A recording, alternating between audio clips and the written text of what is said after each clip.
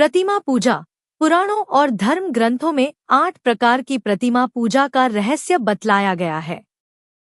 पत्थर की प्रतिमा, काष्ठ निर्मित प्रतिमा, धातु की प्रतिमा, मिट्टी की प्रतिमा, मणियों की प्रतिमा, छवि प्रतिमा, बालों की प्रतिमा, इन सब में वैदिक अथवा तांत्रिक विधि से प्राण प्रतिष्ठा की प्रक्रिया से दैवी शक्ति आकर्षित की जाती है।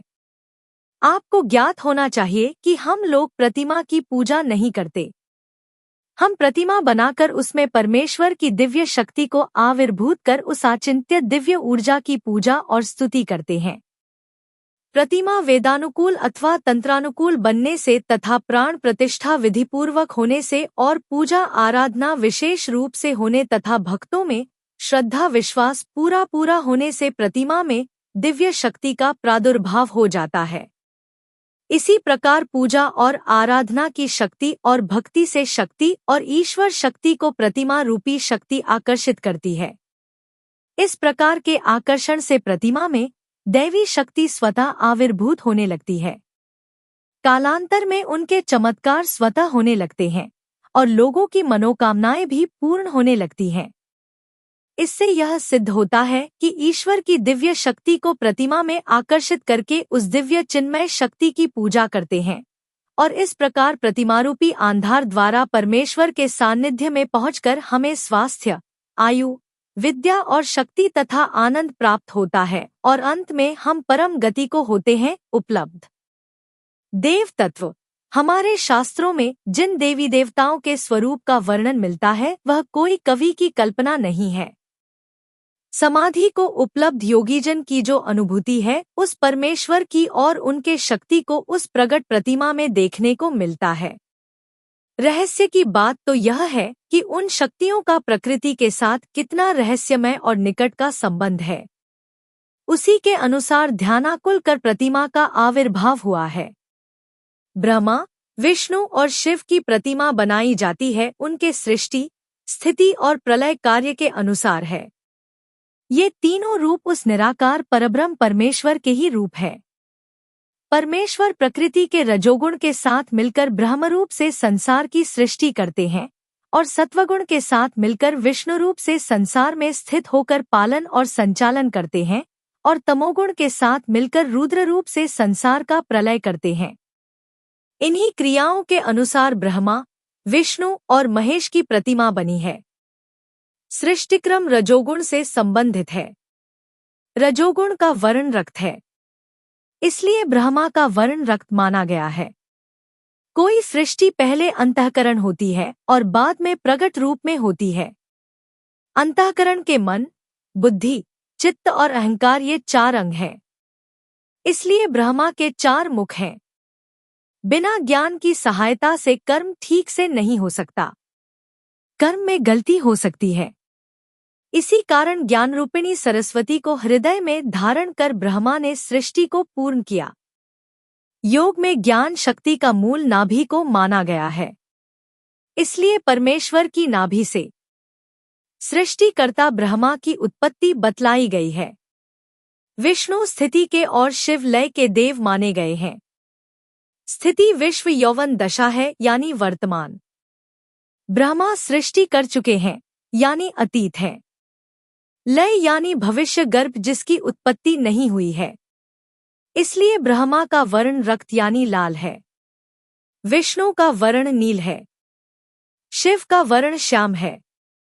अतः विष्णु की मूर्ति यौवनमय है और ब्रह्मा की वृद्धमय है तथा शिव की वैराग्यमय है, जिनके पास समस्त जगत और ब्रह्मांड को नष्ट करके श्मशान रूप में परिवर्तित कर देने की शक्ति है।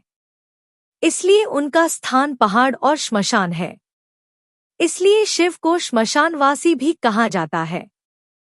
जब ब्रह्मांड में प्रलय होता है तब वह भस्म रूप परिवर्तित हो जाता है। इसलिए शिव के भस्म लगाने का प्रतीक यही है। शिव प्रलय के देवता है। प्रलय का प्रतीक सर्प उनके गले की शोभा बढ़ाता है। काल का प्रतीक सिंह है। इसलिए कोई कितना ही बलशाली हो फिर भी काल यानी समय उसे नहीं छोड़ता। बाघंबर जो भगवान शिव अपने शरीर में लपेटे हुए हैं वह उसी का प्रतीक है। श्मशान भूमि वैराग्य का प्रतीक है। भगवान शिव वैराग्य रूपी है। पहाड़ शांति और समाधि का प्रतीक है, इसलिए भगवान शिव हमेशा समाधि की अवस्था में रहते हैं। यही रहस्य है प्रकृति के साथ देवों का स्वरूप का। भगवान नारायण शेषनाग पर लेटे हुए हैं, अर्धनिद्रा में निमग्न है। देवी लक्ष्मी उनके पैर दबा रही हैं। रत्नों से शोभायमान है। यह सब स्थिति शोभा और वैभव का प्रतीक है। उनके 4 हाथ धर्म, अर्थ, काम, मोक्ष के प्रतीक है। शंख, चक्र, गदा और पद्म इसका भी रहस्य है। चक्रयुक्त हाथ धर्म का, गदायुक्त हाथ अर्थ का, पद्मयुक्त हाथ काम का और शंखयुक्त हाथ मोक्ष का प्रतीक है। भगवान के गले में स्वर्णायुक्त मणिमाला का रहस्य इस प्रकार है। जिस प्रकार एक धागे में माला के सभी दाने पिराओ जाते हैं, उसी प्रकार भगवान नारायण सूत्र रूप से सर्वत्र व्याप्त हैं और प्रकृति के सभी रूपों को मणिरूप माला में गुंथे हुए हैं। आपने नवरात्र में दुर्गा प्रतिमा देखी होगी। काफी लोग यह प्रश्न करते हैं मुझसे कि माँ के साथ लक्ष्मी, सरस्वती, गणेश, कार्तिकेय की प्रतिमा क्यों रहती है। उसका रहस्य यह है कि शक्ति परमात्मा की माया है। परमेश्वर सर्वत्र व्याप्त है और सर्वव्यापक है। इसी कारण उनकी महाशक्ति भी 10 दिशाओं में व्याप्त है और दुर्गा आदि शक्ति है। उनके 10 हाथ 10 दिशाओं के नियंत्रण के सूचक हैं। शक्ति, धन, बल, विद्या और बुद्धि, इन 4 तत्वों के बिना कोई भी कार्य पूर्ण नहीं हो सकता। इस कारण महाशक्ति के एक और शक्ति के देवता कार्तिकेय और दूसरी ओर विद्या और ज्ञान की देवी सरस्वती तथा बुद्धि के देवता गणपति विद्यमान है। अब मैं आपको महिषासुर के वध का रहस्य बतलाता हूँ। महिषासुर तमोगुण है। रजोगुण सिंह द्वारा उसे दबोचा गया है और सर्वसत्वमयी देवी दुर्गा उसका वध कर रही हैं। यही देवी के मूर्ति का रहस्य है और भाव एवं अज्ञान को नष्ट करने का है प्रतीक। शक्तिपीठ का रहस्य भारतीय अध्यात्म में शक्ति तत्व की परिकल्पना अद्वितीय है। सृष्टि के प्रारंभ में परम शिव ही 2 तत्वों में विभक्त होकर शिव एवं शक्ति रूप में पारिभाषित हुए। शिव तत्व विधि रूप है और शक्ति तत्व निषेध रूपा है। शिव शक्ति विधि निषेध के स्पंद विस्पंद से ही यह समूचा दृश्यमान समस्त जगत प्रतिभासित होता है। तंत्रयोग की दृष्टि में यह पिंडरूप मानव देह विश्वव्यापी ब्रह्मांड का ही प्रतिरूप है। अतः जब भी पिंड में शिव तत्व का प्रधानता होती है, पुरुष रूप का प्रकटीकरण स्वाभाविक है। पिंड में शक्ति के नारी रूप की अभिव्यक्ति है। वस्तुतः सूक्ष्म तत्व विमर्श से स्पष्ट है कि नरनारी का सनातन स्वरूप हाड़ मांस का बना पिंड मात्र नहीं है। वह तो विश्वव्यापी शिवशक्ति तत्व का ही सूक्ष्म रूप है। दूसरे की संतुष्टि, तृप्ति एवं मांगल्य के लिए अपने को विलय कर देना नारी तत्व है। जहाँ उत्सर्ग है, न लेने की भावना है तथा अपने को दूसरे के आनंद के लिए निरपेक्ष भाव से समर्पित करने की मनोभावना है, वहीं नारी तत्व सक्रिय रहता है। दूसरे की तृप्ति एवं आनंद के लिए स्वयं लीन कर जाना नारी तत्व है। जहाँ भी अपने को लीन कर दूसरे को तृप्त करने, अनिंद्रित करने की भावना प्रबल हो, वहीं नारी तत्व का प्राधान्य मान्य होना चाहिए। शास्त्रीय दृष्टि से शक्ति तत्व का वास्तविक स्वरूप यही है। नारी तत्व निषेध रूपा होने के कारण उत्सर्गमय है। नारी में दूसरों के लिए स्वयं को विलय कर देने की कामना है। एक आध्यात्मिक सौंदर्य है जो नारी रूपा शक्ति से रूपायित होती है। शक्ति की ऐसी परिकल्पना से परिचालित होकर मानव उसे विभिन्न देवियों के रूप में परिकल्पित करता है और उसके सम्मुख श्रद्धा के सुमन अर्पित करता है। विभिन्न देवियों एवं शक्तिपीठों की परिकल्पना मनुष्य की इसी उदात्त आध्यात्मिक चेतना का प्रतिफल है। पाश्चात्य वैज्ञानिकों एवं अध्येताओं जो फ्रेजर, विंस्टन आदि ने यह स्पष्ट संकेत किया है कि समस्त प्राचीन पुराकथाओं में आदिम मानव की श्रद्धा मूलक प्रवृत्तियां संरक्षित है। क्या कारण है कि प्रायः महत्वपूर्ण शक्तिपीठों की स्थिति पर्वतीय स्थलों के अर्ध्व शिखरों पर है? इसकी तात्विक मीमांसा के पूर्व 51 शक्ति पीठों का स्थूल और सूक्ष्म स्वरूप निरूपण आवश्यक है। पौराणिक एवं तांत्रिक वाङ्मय में 512 शक्ति पीठों का वर्णन है। ऐसे शक्ति पीठों की संख्या में भेद है। तंत्र चूड़ामणि पीठों की संख्या 52 मानता है, जबकि शिवचरित में इनकी संख्या 51 है। देवी भागवत में 108 शक्ति पीठों का उल्लेख मिलता है। कालिका पुराण में 26 उपपीठों का भी वर्णन है।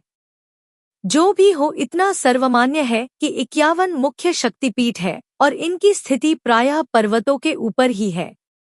51 शक्ति पीठों की ही कल्पना क्यों है तथा उन्हें पर्वत शिखर पर ही क्यों अवस्थित किया गया है?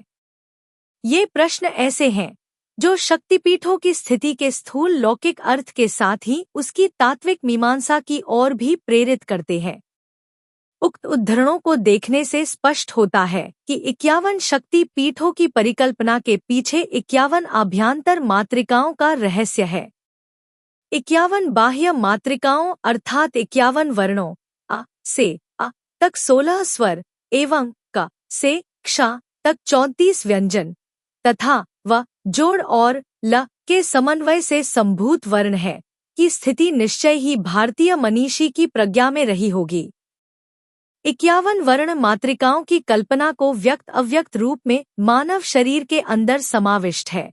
यह विशिष्ट अनुशीलन की अपेक्षा रखता है। श्री चक्र की प्रमुख अधिष्ठात्री देवी को मातृका वर्णरूपिणी ललिता सहस्रनाम 1672 श्लोक कहा गया है। इससे यह सांकेतित होता है कि वर्णमातृका रूप में श्री चक्र मानव शरीर में स्थित है। तांत्रिक दृष्टि में यह संपूर्ण ब्रह्मांड एवं पिंड अर्थात मानव शरीर शब्द ब्रह्मा का प्रतिफल है। मानव शरीर के भीतर शब्द परा, पश्यन्ति, मध्यमा एवं बैखरी रूप में स्थित है। शब्द परा, पश्यन्ति तक अपने अव्यक्त रूप में रहता है। मध्यमा की स्थिति में वह मातृका रूप में मूलाधार से लेकर विभिन्न षट्चक्रों के दलों पर व्यक्त होता है। अपनी चतुर्थ अवस्था में अव्यक्त मातृकाजन्य शब्द बैखरी द्वारा व्यक्त वर्ण के रूप में सुनाई पड़ता है। अव्यक्त वर्ण मातृका का व्यक्त वर्णों के रूप में सुनाई पड़ना मानव देह के भीतर की शक्ति का ऊर्ध्वगामी स्वरूप है। कुंडलिनी शक्ति की जागृतावस्था में षट्चक्रों के विभिन्न दलों पर स्थित 51 वर्षों का प्रकटीकरण बैखरी द्वारा होता है। साधना क्रम में साधक अपनी कुंडलिनी शक्ति से पंच तत्वों पृथ्वी, जल, अग्नि, वायु, आकाश को लय करता है। तंत्र साधना में यह काम शुद्धि से जाना जाता है। भूत शुद्धि के लिए साधक पाप पुरुष को अपने बाएं कोख में ध्यान कर प्राणायाम से उसे सुखाकर भस्म कर देता है। यहाँ एक प्रकार से इस देह का नाश हो जाता है। लगता है सती के भस्म होने की कथा के पीछे यह तात्विक चिंतन अवश्य रहा होगा। भूत शुद्धि द्वारा इस देह का नाश तो हो जाता है, परंतु सहस्रार से स्रावित अमृत द्वारा साधक शरीर को पुनर्जीवित करता है। यही शुद्ध शरीर है। इसमें देवता का आह्वान होता है। यह जीवन्यास है। जीवन्यास के बाद ही अंतर्मात्रिका न्यास एवं बहिर्मात्रिका न्यास किया जाता है। अंतर्मात्रिका न्यास से षट्चक्रों के दलों पर वर्ण मात्रिकाओं की स्थापना की जाती है। बहिर्मात्रिका न्यास से उन्हें बाह्य शरीर के सिर से लेकर उसके 51 अवयवों पर उन्हें प्रतिष्ठित किया जाता है। पर्वतों पर शक्ति की अधिष्ठात्री देवी की स्थापना का क्या रहस्य है? साधक देवी के दर्शन के लिए इन पर्वत शिखरों पर यात्रा करता है, तब कहीं जाकर शक्तिपीठों की देवी तथा उनके भैरव का दर्शन होता है। शिव शक्ति का समन्वित दर्शन आनंद एवं समरसता का द्योतक है। यह समूचा पिंड रूप देह पर्वत है। पर्वत के उच्चतम शिखर पर कैलाश है, जहां मानसरोवर की कल्पना है। देह पर्वत में आनंदमय कोश कैलाश है, जो कम से नीचे से ऊपर की ओर विकासनशील उच्च शिखर है। मानवीय देह में चिंतकों ने 5 कोशों की कल्पना की है। 1 अन्नमय कोश, 2 प्राणमय कोश, 3 मनोमय कोश, 4 विज्ञानमय कोश। 5 आनंदमय कोश। देह में अन्नमय कोश निम्नतम शिखर है और आनंदमय कोश उच्चतम शिखर है। व्यक्ति इस देह से ही उच्चतम की और ऊर्ध्व यात्रा करने की शक्ति रखता है, परंतु माया से आवेष्टित होने के कारण मनोमय कोश में स्थिति जीव आनंदमय कोश की यात्रा न कर अन्नमय कोश में ही रमण करता है। माया के चक्रों से मुक्त होना विज्ञानमय कोश से आनंदमय कोश की ओर की यात्रा करना है। स्पष्ट है, इसी सूक्ष्म भावना को पर्वतस्थलवासिनी देवियों द्वारा व्यक्त किया गया है। शक्ति साधना का रहस्य भारतीय संस्कृति में ज्ञान, भक्ति, कर्म की महत्ता अनंत काल से स्वीकार की गई है। प्रत्येक के संबंध में अनेक दार्शनिक सिद्धांत एवं मान्यताएं स्वीकृत हुई तथा सामान्य जन के लिए बुद्धिगम्य पूजा पाठ एवं उपासना साधना की पद्धतियां निरूपित हुई। यह कोई अस्वीकार नहीं करेगा कि धर्माचरण से कठिन कार्य संपन्न हो सकते हैं तथा बाधाओं को दूर किया जा सकता है। भगवती जगदम्बा को शक्ति रूप कहा गया है। वह चैतन्य स्वरूपा है। पुराणों के अनुसार इसकी आराधना से सब प्रकार की अविद्याओं से त्राण मिलता है एवं अंधविश्वास से छुटकारा मिलता है। विश्व निर्माण के मूल में इसी परा एवं आद्याशक्ति का वास है जो 10 दिशाओं में व्याप्त है। इसी कारण इस महादेवी को 10 हाथों से युक्त दिखाया गया है। सर्वदेवों ने इस महाशक्ति की उपासना की है, यथा राम एवं कृष्ण अर्जुन की शक्ति उपासना सर्वविदित है।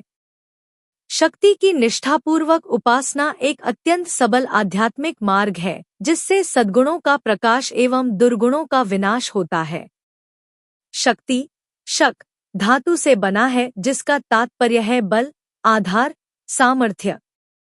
इसका तात्पर्य पदार्थों की आंतर शक्ति भी है, जिसे आधुनिक विज्ञान भी मान्यता देता है। अन्य शब्दों में कहा जा सकता है कि परोक्ष में संसार की सृष्टि, स्थिति, लय का आधार यही शक्ति तत्व है। शक्ति की अधिष्ठात्री देवी दुर्गा है। अग्निपुराण में इस देवी को 10, 16, 18 तथा 20 भुजावाली कहा है। प्रपंच सारतंत्र तथा शारदातिलक में इसे 8 भुजावाली बताया है।